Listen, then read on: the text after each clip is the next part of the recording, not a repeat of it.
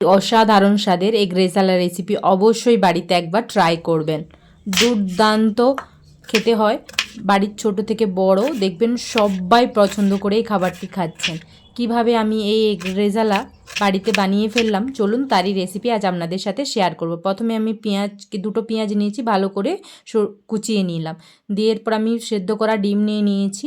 আপনারা অবশ্যই ডিমটাকে সেদ্ধ করে নেবেন। দিয়ে আমি ডিমের পাশে দেখুন ধার বরাবর একদম হালকা করে কাট করে নিলাম। অবশ্যই আপনারা ডিম সেদ্ধ করার সময় কাট করে নেবেন।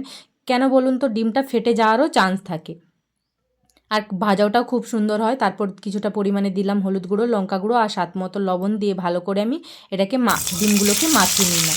এরপর যে আমি পেঁয়াজটাকে কেটে নিয়েছিলাম সেটাকেই আমি বেরেস্তা বানিয়ে নেব।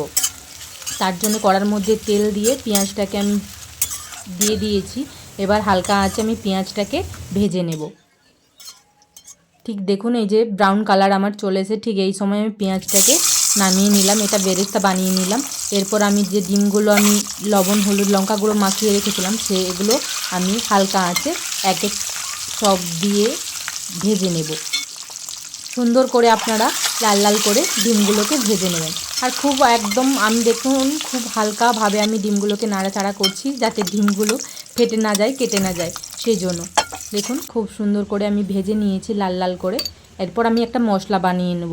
তার জন্য আমি 2 চামচের মতো নিয়েছি পপি সিড মানে পোস্ত, আর 1 চামচের মতো নিলাম সাদা তিল, আর কিছুটা পরিমাণে নিলাম কাজু। 7-8 পিস নিলাম কাজু, নিয়ে আমি পেস্ট বানিয়ে নিলাম। আর মিক্সিতেও বেটে নিতে পারেন বা শিলনোড়ার মধ্যে বেটে নেবেন। এরপর আমি কড়ার মধ্যে তেল দিয়ে কিছুটা পরিমাণে হিং দিয়ে, একদম অল্প করে হিং দিয়েছি। তারপর বেটে রাখা মশলাটাকে আমি ওই তেলের মধ্যে দিয়ে দিলাম। বেশি কিছু লাগে না রেজালা বানানোর জন্য, কিন্তু অসাধারণ লঙ্কা গুঁড়ো আর ধনিয়া গুঁড়ো, আর সেরকম কিছু মশলা লাগে না। আর ওই মশলায় একটু জল দিয়ে আমি ভালো করে মশলাটাকে কষিয়ে নেব। দেখুন তেল ছেড়ে এসেছে। এই মুহূর্তে আমি গরম মশলা অ্যাড করলাম, আর যে বেরেস্তাটা আমি ভেজে রেখেছিলাম সেই বেরেস্তাটাও ওর মধ্যে অ্যাড করে মশলাটাকে আবার কিছুটা আমি কষিয়ে নেব। ঠিক এইভাবে দেখুন এই তো আমার মশলাগুলো দেখুন খুব সুন্দরভাবে কষানো হয়ে গিয়েছে, তেলও ছেড়ে দিয়ে ঠিক এই মতো অবস্থায় আমি ডিমগুলোকে এবার ওর মধ্যে দিয়ে দেব। ঠিক সেই আবার হালকা হালকা করে হালকা হাতে আমি আবার নাড়িয়ে চাড়িয়ে নেব। তারপর কিছুটা পরিমাণে জল দিয়ে স্বাদ মতো লবণ দিয়ে আমি এটাকে ফুটিয়ে নিয়েছি 4 থেকে 5 মিনিটের মতো। আবার কিছুটা পরিমাণে বেরেস্তা ওর মধ্যে অ্যাড করে দিলাম।